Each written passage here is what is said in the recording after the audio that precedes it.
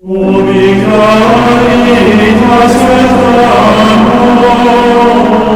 Deus Filius, ubi caritas et amor Deus Filius, collegabimus in unum Christianum. Olá, paz e bem! Estamos aqui no Fé e Razão para falar da Bíblia, Baruque e São Jerônimo. Mas antes, eu peço a você que, se você não é inscrito no canal, se inscreva, compartilhe nas redes sociais e não esqueça o meu apoia-se, né, que com R$5 você ajuda uma família que precisa e leva um livro do tio Cláudio.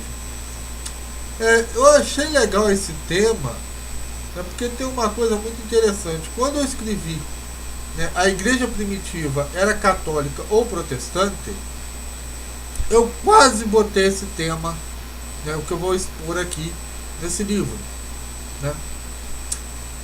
Eu não botei porque eu queria restringir um tema até antes de Constantino, e a Bíblia surge na história pós-Constantino. Então vamos, como é que surgiu eu retornar a essa história? É que eu falei num vídeo que a Bíblia surge depois de 328 depois de Cristo, né? E o protestante, botou assim: parece que para o Cláudio, Paulo escreve suas cartas no século I, mas elas só chegaram ao destinatário 3 séculos depois. Vai ver que os correios estavam em greve. É aquela mentalidade protestante que para ele a Bíblia é um pequeno diário, é um livro único. Então, eu comecei a explicar para o protestante como é que a Bíblia foi feita. Então eu falei, olha, Milito de Sardes, Irineu de Leão, Eusébio de Cesareia foram alguns dos vários bispos da Igreja Católica Apostólica, que decidiram a lista de livros da Sagrada Escritura, o cânon da Bíblia, testemunho escrito parcial da Igreja de Cristo. No século, já no segundo século, Militão, antes de 193, definiu o cânon hebraico. Militão não menciona Esther. Então, os cristãos africanos, traduziram a versão dos 70 para latino, incluindo sabedoria e eclesiástico. Entre os outros pais da igreja, no século III, que reconhecem em geral o cânon alexandrino, podemos citar Hipólito, Dionísio de Alexandria, Eusébio de Cesareia, entendeu? Então houveram várias listas, vários pais da igreja falando sobre esse tema. Tinha padres, que não aceitavam a maioria dos evangelhos, só aceitavam Lucas, entendeu? Então eu falei para ele, olha só, tinham diversos livros que corriam ali: a história de José Carpinteiro, a vida de João Batista, Atos de André, Atos de Matias, Atos de Barnabé, Atos de João, Paulo e Tecla. Tinham vários livros, eu coloquei isso para ele, onde começa a se definir ali alguns livros. No Concílio de Laodiceia, no ano 360, e não tem o Apocalipse, porque até então o Apocalipse lido era o de Pedro, era mais considerado do que o João. É só pegar os escritos antigos e ler. Foi após esse concílio que Atanásio de Alexandria usou a frase livros canonizados.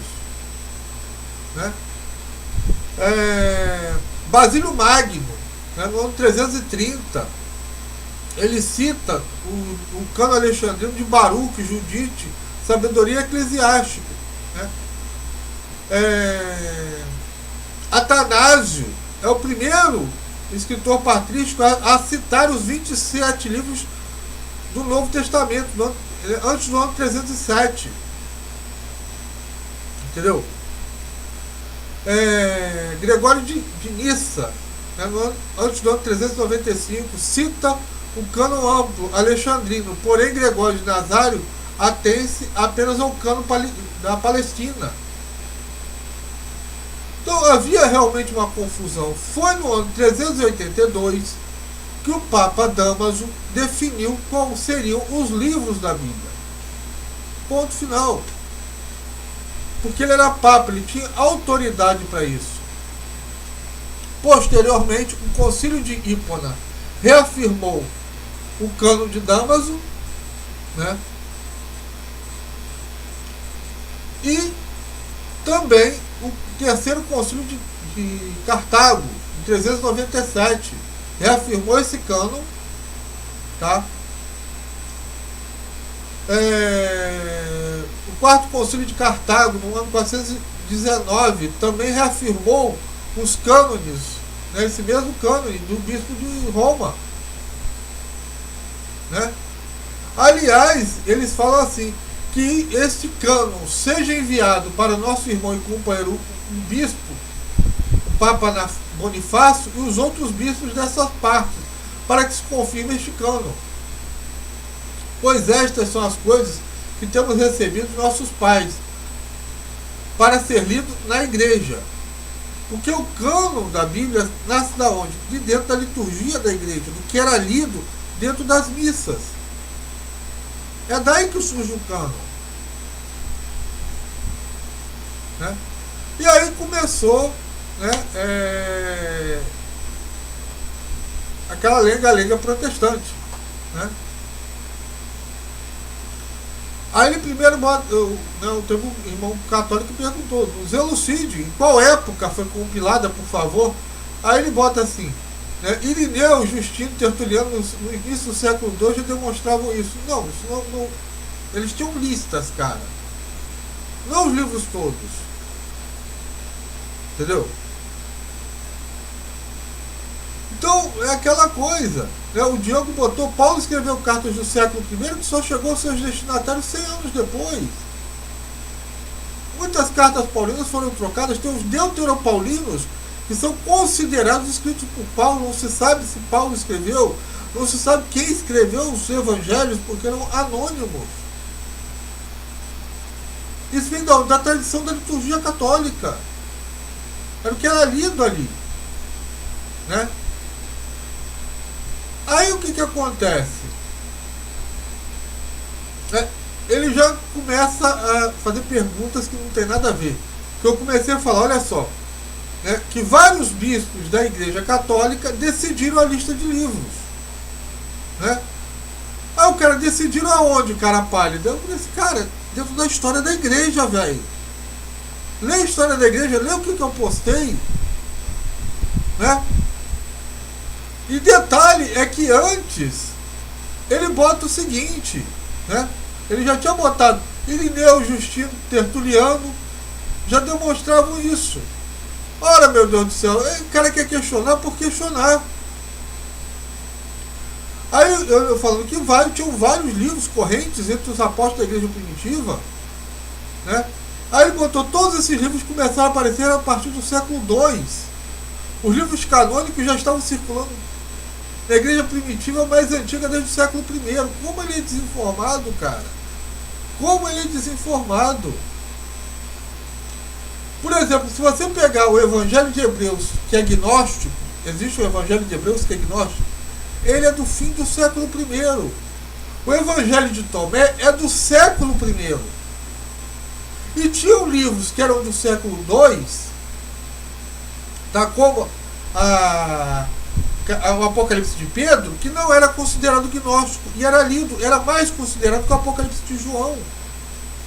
O Pastor de Hermas, né, também do século II, não é considerado gnóstico. A primeira carta de São Clemente, né, que é do século I, São João era vivo, tá? E é um dos documentos mais antigos da igreja, junto com a Didaque, o Evangelho de Tomé. também é do século I.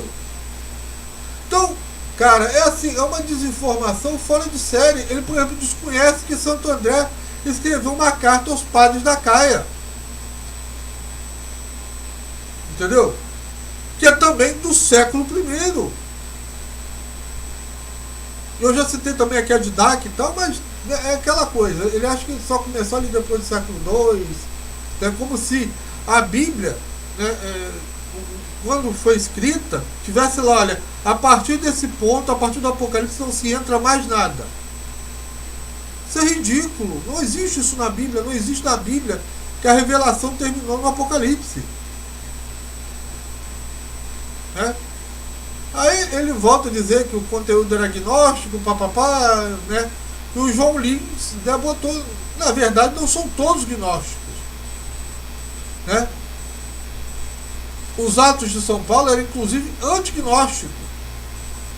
No século I da era cristã, as epístolas e evangelhos do Novo Testamento circulavam de maneira muito restrita nas igrejas.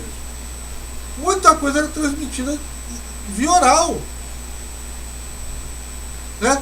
Além disso, nem todos os livros, né, do Novo Testamento foram aceitos imediatamente pelos primeiros cristãos. Muitas foram contestadas. A segunda carta de Pedro, Judas, Tiago, a segunda e a terceira carta de João. Entendeu? Se esses livros entraram na Bíblia graças à autoridade da igreja. Se a igreja negasse esses livros, eles não entravam. Aí o cara tira não sei da onde, quando falamos de igreja primitiva assim. Eu não sei de onde é que o cara tira essas fontes, sério, é impressionante. Né? Nem eu mostrando que no concílio de Laodiceia o Apocalipse não estava, que era no ano 360, ele acha que o cano já estava definido. Ali no primeiro século, gente. Né? Aí, quando eu chego aqui e falo que o termo livros canonizados foi do ano 367, ele usou essa expressão porque já era entendido assim desde muito antes, sim. Mas foi depois de quê? Depois de um concílio anterior a ele. Cara, pelo amor de Deus, foi depois do concílio de Laodiceia que você tem isso. Aí quando eu coloco que a autoridade do Papa, né, o texto que eu estou falando, que foi a partir de 382, ele bota que, né, que assim como o concílio de Cartago foi regional e não ecumênico, que não era válido para as igrejas sob jurisdição de Roma, ou seja, né, para as igrejas sob jurisdição de Roma, ou seja, as igrejas europeias. Gente, isso é de uma boçalidade. Fora de série dizer que um decreto papal só vale, né, para as igrejas que eram da Europa. Cara, a força do concílio não reside nos bispos ou em outros eclesiásticos, mas sim nas circunstâncias do poder da lei legada ao Papa como pastor universal, quando ele declara algo como sendo próprio das verdades reveladas.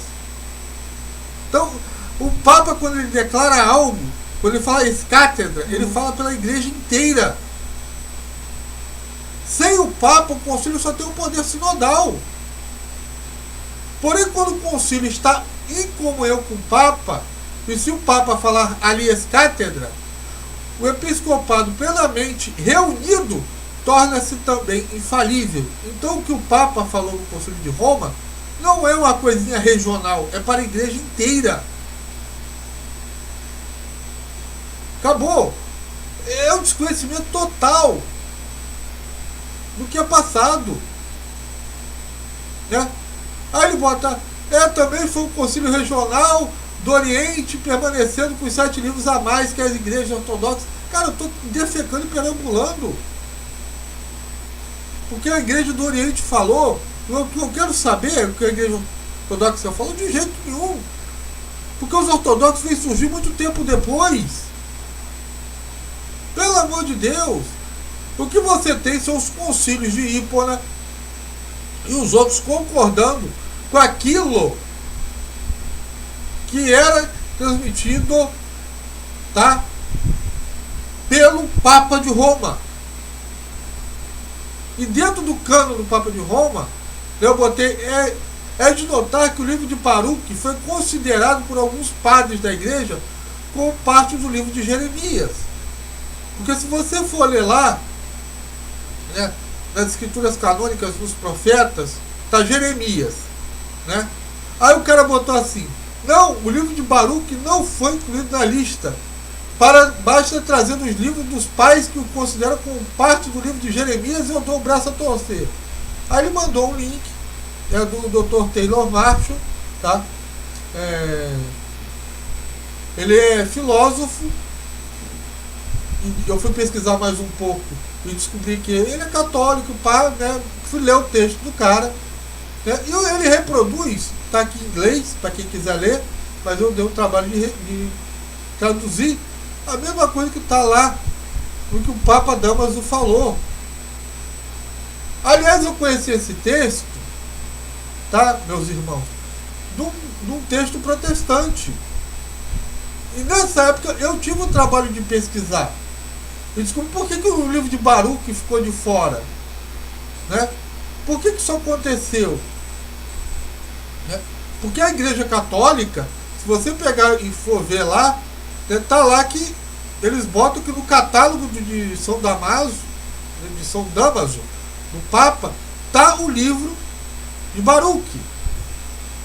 E aí é que eu fui aprender que o livro de Baruque está incluído como parte de Jeremias. É só ler São Cirilo de Jerusalém na palestra catequética, né? Nas palestras catequéticas, aula 4. Está lá no 35.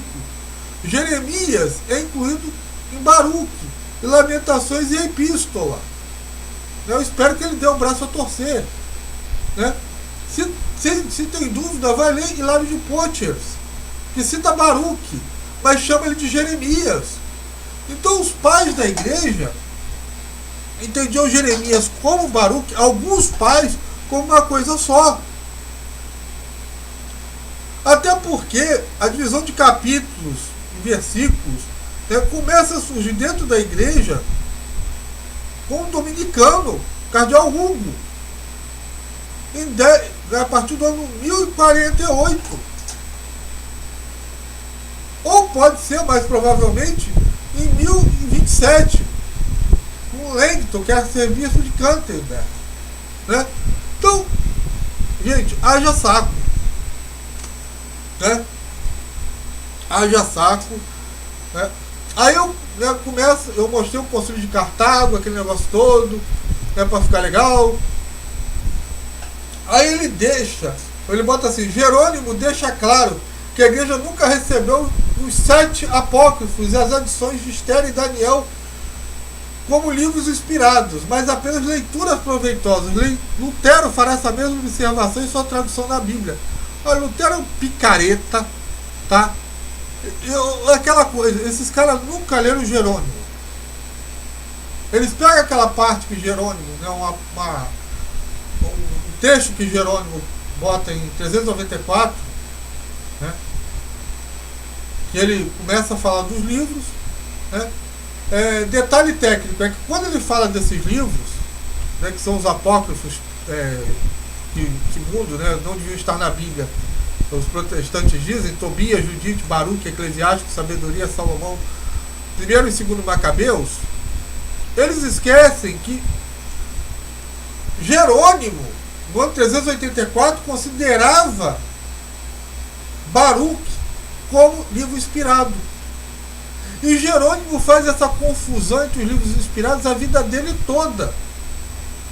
Porque quando Jerônimo ele vai para a Palestina, que ele entra em contato com os textos maçoréticos, né, ele acreditava que só o que era hebraico era inspirado.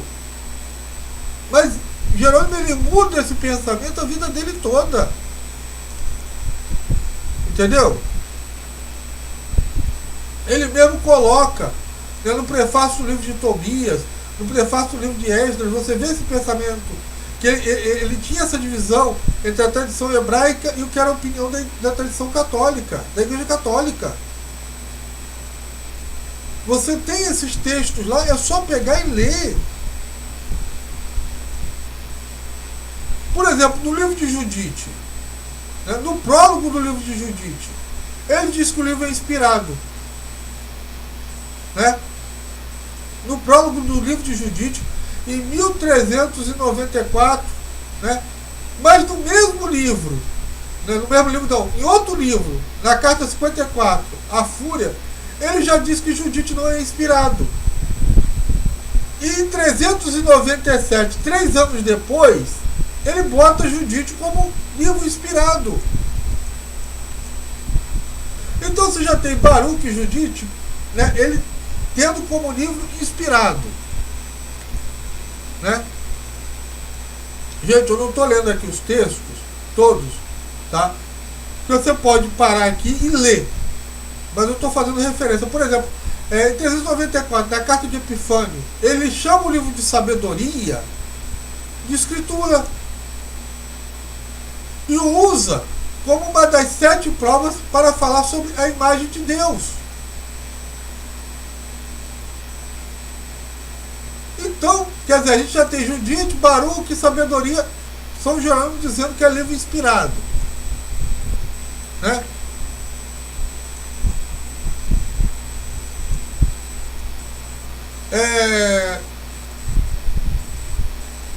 Ele a Paulino, na Epístola 58, em 395, ele chama, né, o livro de sabedoria de inspirado. E a parte deuterocanônica de Daniel, o livro de Números. Né? Ele não faz distinção entre os escritos de Moisés e os 2 livros deuterocanônicos. Acabou. Ele não faz essa distinção. Né? Depois ele cita Macabeus, 374, anterior. 375 ele cita a sabedoria. Em 388 ele cita Tobias como os livros inspirados. Né? E Eclesiástico, em 393, né? Contra Joviano, livro 2, né? Ele cita o quê? Ele cita a sabedoria. E Eclesiástico, quer dizer, sabedoria não, ele cita Eclesiástico. Eclesiástico 27:5, Eclesiástico 2:1. Então, gente do céu, isso é muita desonestidade protestante. Tá? Então você tem, né, ele pega aqui, a Sagrada Escritura diz, tá? No ano 410, ele cita como Sagrada Escritura Eclesiástico. No 410, no ano 410, isso que eu estou falando aqui é tudo no ano 410, sabedoria. Ele cita a sabedoria como Sagrada Escritura. Né? Então, gente, o que acontece? É aquela divisão, né, que há no pensamento de São Jerônimo. Se você pega ele aqui no ano 410, dizendo que que Eclesiástico, a Sagrada Escritura diz, Eclesiástico 11,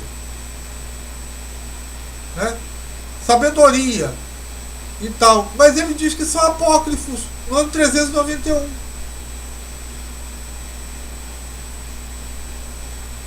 Entenda essa dúvida de São Jerônimo. Para você tem que entender na cabeça do cara. Porque a teoria da verdade hebraica que São Jerônimo tinha foi para o cânone, estendeu para ele. Ele não tinha outros textos a não ser, né, não foi encontrado no texto masorético, né? Então ele achava que o que não era encontrado ali no texto hebraico, na verdade hebraica, não tinha inspiração. Porque ele tinha uma fascinação por essa língua.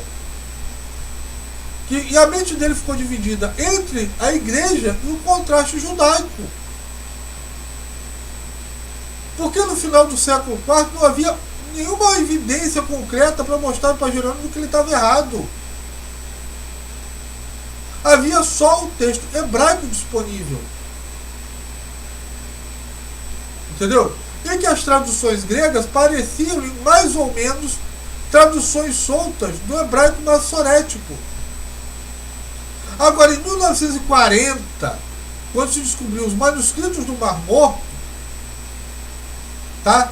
Aí se deu outra visão. Aí se viu que Jerônimo estava errado e a igreja certa.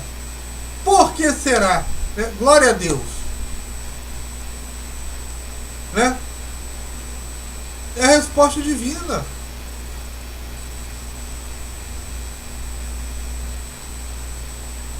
Então a verdade hebraica de Jerônimo foi provada como errada e derrubada. Então, sua afirmação de que o que não é encontrado no hebraico maçorético é apócrifo é inútil. Não faz mais sentido depois de 1940. Entendeu? Até um protestante, o Sandberg, o autor protestante, escreveu: agora foi demonstrado que no caso de Jerônimo caiu irremediavelmente por terra, uma vez que foi baseado num equívoco de que esse cânone judaico foi o cânone de Jesus dos apóstolos. Qualquer apelo continuado dos reformadores até Jerônimo e o cânone hebraico vai ter o mesmo fim. Se o cristianismo protestante continuar seu costume de restringir seu cânone do Antigo Testamento ao cânone judeu, então uma lógica completamente nova e doutrina do cânone terá que ser descrita. Quer dizer, eles vão ter que adulterar de novo a história, a Bíblia. Não interessa, eles têm que inventar desculpinha, que não tem mais como ter essa desculpa. Qualquer doutrina protestante de canonização que leva a sério a questão do uso cristão e do patrimônio histórico e espiritual levará finalmente para o Antigo Testamento cristão, tal como definido na Igreja Ocidental, no final do quarto e no início do quinto século. Né? Então esse argumento protestante se tornou insustentável. Eu não sei se esse meu irmão protestante sabe disso ou não. Não sei. Porque o que eu vi até aqui, gente, foi um desconhecimento total da história da igreja. Ele não sabe como é que a igreja católica pensa. É o que eu falo. Mesmo que São Jerônimo fosse contra, entre São Jerônimo e a igreja, eu fico com a igreja. Porque a igreja é que sabe o que é verdade. É assim que a igreja resolve as coisas, em concílio. Ou aceitando a autoridade do Papa de Roma. Roma falou, a questão acabou. Então, gente, esse é meu recadinho. Espero que tenha ficado claro aqui. Paz e bem para todo mundo. E até a próxima. Amém. Ubi caritas et amor Deus civiles, ubi caritas et amor Deus civiles, congregationis